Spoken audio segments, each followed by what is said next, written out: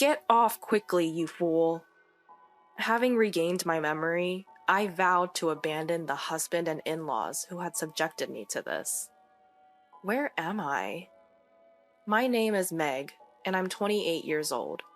When I woke up, I found myself lying in a hospital bed. As I was confused why I was there, I heard footsteps, and a man rushed into the room. He approached me with an angry look on his face, but I didn't recognize him at all. I don't know this person. Excuse me, but who are you? Meg, are you kidding me? If you're awake, you must be fine, so leave the hospital right away. Being hospitalized is such an overreaction. You're dragging me into this mess. He yelled at me like that. How rude of him to shout at me upon our first meeting. Hearing his raised voice, a nurse and a security guard came running and took the man away. As I was still frozen in shock, my mother, Mary, entered the room, with her eyes filled with tears. Meg, you're awake. I'm so glad. We were so worried about you. But I had no idea what she was talking about.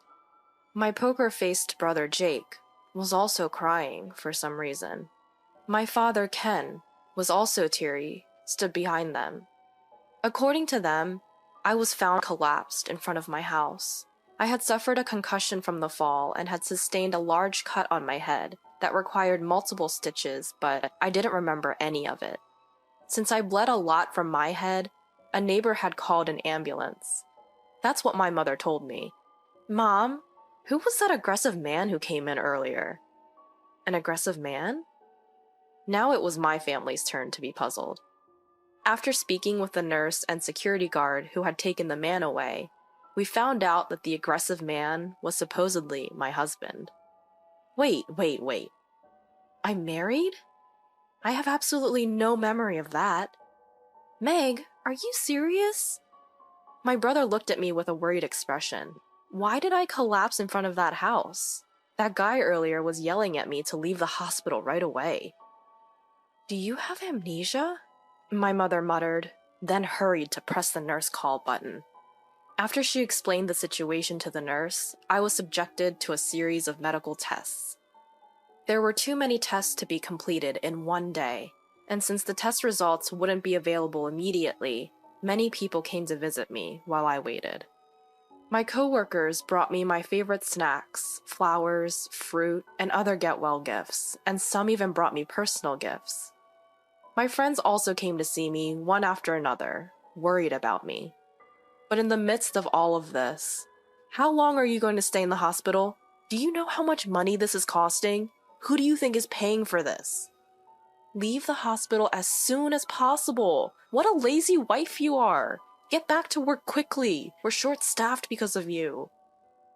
Among the many visitors, the people who said these unbelievable things were my husband Kevin and his parents.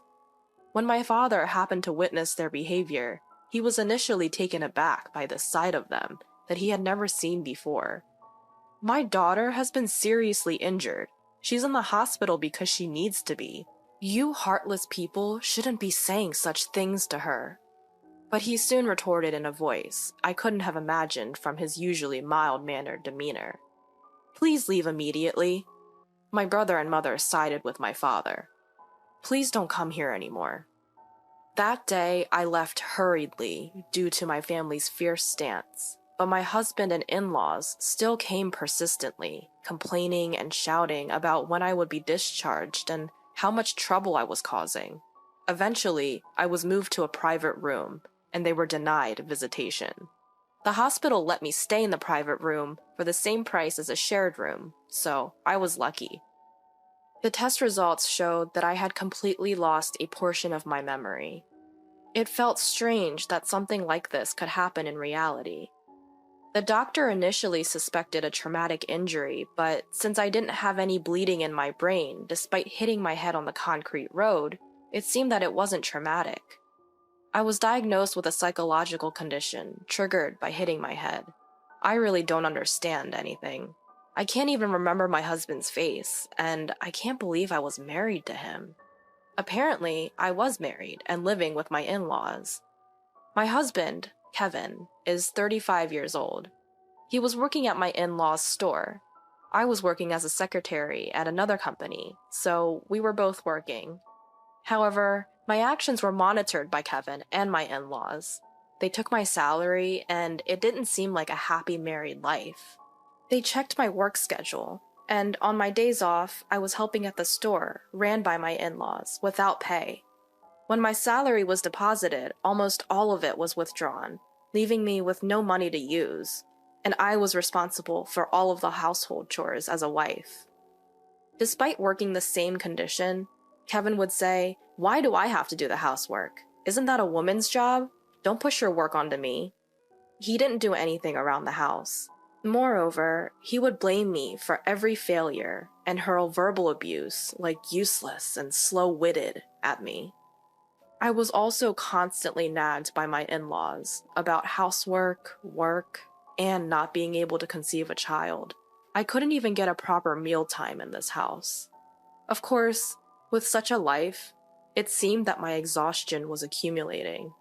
Kevin used to drive me to and from work, but it wasn't out of love. It was to monitor me, so I wouldn't waste money or take detours.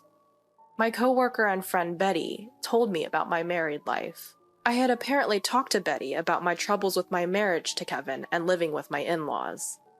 As I listened to Betty's story, I gradually began to remember the day I got injured. That day, as usual, my husband was yelling at me in the car on our way home from an outing.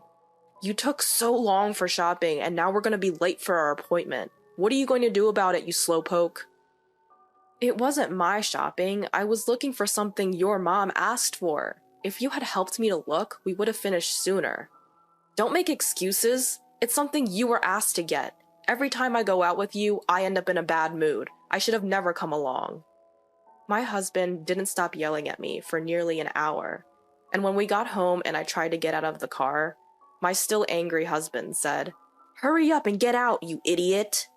And with that, he pushed me out of the driver's seat. I then fell out of the car, hitting my head on the concrete ground. Despite this, my husband didn't stop. He just drove off somewhere. A neighbor saw me lying there, motionless and bleeding from my head, and called an ambulance for me. Since I remembered this, I called the police and told them about the incident. The investigation proceeded. A nearby security camera footage confirmed that my memory was true. When I heard this, my body shook with anger. Why did I have to endure such treatment? I swore in my heart that I would make him pay the appropriate price. Although the fact that I was married to Kevin still feels vague and like someone else's business, my strong fatigue, my emaciated body, and the blood test results all show that my condition was terrible. It must have been the married life Betty told me about. Of course, after being discharged from the hospital, I didn't go back to the house with Kevin and his in-laws, but returned to my parents' home. At my parents' home, I was treated like a princess. "Meg, today we made your favorite, fried chicken. Eat as much as you like. Today, your dad bought a cake. Let's all eat it together later." In this way, my mother prepared delicious meals every day, and my father and brother took great care of me. Thanks to my mother's delicious cooking, my body gradually recovered, day by day. My workplace was understanding, and they told me to take a leave of absence and return to work after fully resting. Because of my life at parents' home, not only did my accident injuries heal, but my body's fatigue also improved, and my hair and skin, which had been in terrible condition right after being admitted to the hospital, became beautiful again. It became clear how much stress I had been under in my married life. Suddenly, anxiety crossed my mind. Does being married mean I have to go back to that house? Such anxiety unconsciously slipped out of my mouth. Don't worry about that. Nobody would force our precious daughter to return to a house that pushed her this far. You should divorce him and cut ties as soon as possible. My mother said so, and after discussing it with my family, they decided to ask a lawyer who was a friend of my father. This lawyer knows me since I was a child and had a long relationship with my father. After hearing my situation, the lawyer, like my family, angrily agreed to help. Thanks to the skilled lawyer, the process of divorce started smoothly. Meanwhile, at the house where Kevin and his in-laws lived, Kevin and his parents were fuming. When is she coming back? The housework in the store can't run smoothly without her. We need her back as soon as possible. When Kevin said that, his mother-in-law also said, "She's already been discharged from the hospital, right? Why isn't she coming back here? Instead of resting, she should give birth to at least one heir." My father-in-law expressed his indignation as well. "She's such a spoiled wife. When she comes back, we need to straighten her out." In fact, they called my parents home almost every day. "Meg is there, right? Why isn't she coming back here? Her body has recovered, hasn't it? We have a business here, so please let her return as soon as possible." My brother, who had answered the phone, told me what they had said. My family unanimously said that I didn't need to go back, but I wanted to go and get my belongings. I consulted with a lawyer, and my father decided to accompany me. From that day on, my husband's family was in deep trouble. As soon as I entered the house, "How long are you going to stay at your parents' house? What have you been doing without answering the phone? You're such an irresponsible wife. Hurry up and get back to work. There's a mountain of housework and work waiting for you." Kevin and my in-laws started blaming me. As the lawyer and my father entered the room, they were momentarily surprised and closed their mouths. "Why didn't you come back alone? Why did you bring a lawyer? What do they have to do with this?" But then started scolding me again. "Let's sit down and talk for a moment." The lawyer calmed them down and led them to the living room with my father. I went upstairs to my room to pack my stuff. Why did I need to come back to this house? I remembered that I left important evidence of the emotional abuse here. I had kept a diary where I recorded Kevin and my in-laws' words and actions along with the dates.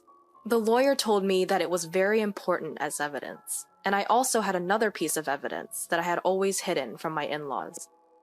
As I was packing, "What's that? Who agreed to the divorce? Don't make decisions on your own." I heard a loud bang on the desk. My body reflexively tensed up, and I crouched down. It seemed that my father and the lawyer had been discussing the divorce. I quickly grabbed my packed belongings and rushed downstairs. Just then, Kevin came out of the entrance and said, "What's with the luggage? Aren't you coming back? Are you the one saying you want a divorce? Explain yourself properly." As he tried to grab me, the lawyer intervened just in time. "Violence is not acceptable." "I'm not being violent. I just want to talk to her." "Hey, you need to talk first." As he tried to approach me again, the doorbell rang with a ding-dong. "Yes? Who is it?" My mother-in-law answered the intercom. "We are the police. Is Kevin Davis at home?" Kevin Davis is my husband's full name. "What business do the police have here?" My mother-in-law's voice trembled. "Could you please open the door if Mr. Davis is present?" the police continued. My mother-in-law hurriedly approached and opened the door. "Excuse us, which one of you is Kevin Davis?" "That's me," my husband replied. "Kevin Davis, you are under arrest for suspicion of assault. Please accompany us to the station." As the police officer announced this, "Huh?" I could hear my mother-in-law gasping for breath. My husband was also clearly shaken, asking, "Why me?" He's apparently perplexed. Yes, after officially filing a complaint with the police about the recent accident, it became a criminal case. Fortunately, security camera footage was available, leaving no room for excuses. At first, he was quietly taken away. "I'm not in the wrong. It's her fault for being clumsy. It's just an exaggeration because I pushed her a little. I'm not in the wrong. Meg, are you listening? Hey, hurry up and withdraw the complaint." He gradually began to shout. As he yelled loudly, neighbors began to gather. At the entrance, "Kevin, why? How come, Kevin?" my mother-in-law cried out. My father-in-law seemed completely dumbfounded. Ignoring my in-laws, my father, the lawyer, and I left the house. Since then, we sent a certified letter demanding a divorce to my in-laws and my husband, citing the incident and the ongoing emotional abuse. The emotional abuse was meticulously documented in the diary I had retrieved from the house. And that day, when Kevin slammed his head on the table and raised his voice, my memory had fully returned. The situation during the emotional abuse had come flooding back, all at once. The voice notes on my smartphone also had careful records of the verbal abuse, and there were a staggering number of them. Nearly 100 records had been left in about a year. There were not only records of verbal abuse from my husband, but also from my in-laws. The triggers were really trivial things, like dinner being a little late or the bath not being prepared. There were recordings of being harshly scolded for such things. "Meg, it's already 7 p.m. and you haven't prepared dinner yet? Why can't you do something as simple as that? Stir fry again? You can't even consider our health. You're really a failure as a wife. What are you trying to sit down for? You don't have time to sit and eat with us. You still have work to close up the store. You're really useless." Such voices from my mother-in-law, and what? The bath isn't ready yet? I told you I wanted to get in right after dinner, didn't I? What have you been doing? You're messing up my schedules. You're really slow at everything. Can't you do anything right without being told? Voices like that from my husband were recorded many times. There were all sorts of verbal abuse, such as being called a failure, useless, a slacker, and slow-witted. Just listening to it for a bit made my body shrink. The diary and voice recorder were solid evidence, so there's no way to deny it. I was able to get a smooth divorce since I had all the evidence. Along with the certified letter, I sent my in-laws a piece of evidence I had brought from the house. It was Kevin's test results. I was often blamed by my in-laws for not being able to have a child, but the cause was Kevin's azoospermia. I kept quiet not to crush Kevin's ego, but it doesn't matter now that we're divorcing. They must have been looking forward to an heir, but they probably couldn't have imagined that their son was the cause of infertility. Kevin was then prosecuted, but even in court, "It's her fault. Bring her here. I did nothing wrong," showed no remorse, yelling. Because of this behavior, the judge's impression of him was poor, and he was sentenced to prison without probation. Not only that, but I also decided to sue my husband for emotional abuse and psychological DV in civil court. I'll make sure to get compensation and cut ties with that man completely. There's no affection left for my husband now that my memory has returned, and I feel relieved to be getting away from him. I can rest easy knowing that I won't have to see him while he's in prison. As for my in-laws, I negotiated using the evidence of emotional abuse and received compensation. At first they argued, "Why should we pay? We have nothing to do with this. If anything, we were teaching her how to be a proper wife, and she should be grateful." But when they found out there was evidence, they probably didn't want their business to be affected, so they paid more compensation than the going rate. However, my in-laws' fears became a reality. It was only natural that their son, who worked with them, got arrested. Rumors spread, such as, "Did you hear? The son of that store pushed his wife out of the car and seriously injured her." They were always bullying their daughter-in-law. Even though she worked outside of the house, the daughter-in-law was forced to work for free at their store. Because of these rumors, the store was far from being able to continue its business. Customers gradually stopped coming, and it seems that the store went out of business just 6 months after Kevin's arrest. They had taken out a loan using their land as collateral, so they lost both their land and savings and ended up filing for bankruptcy. Now, they are living modestly in an old apartment, receiving welfare. I wonder if the three of them will live together once Kevin is released. It's none of my business anymore. "Meg, would you like to go out for dinner tonight?" My boss and current boyfriend Ronald cheerfully asks me after work. "Stop it, everyone's still here." "Oh, you two are always so lovey-dovey, I can't even watch." We don't care the teasing from our colleagues. "I made a reservation, so let's get going." He pretends not to hear me. A few years after my husband's arrest and since his release, he has been supporting me, always listening to my troubles as I was being harassed by my ex. Eventually, he gave me rides to and from work.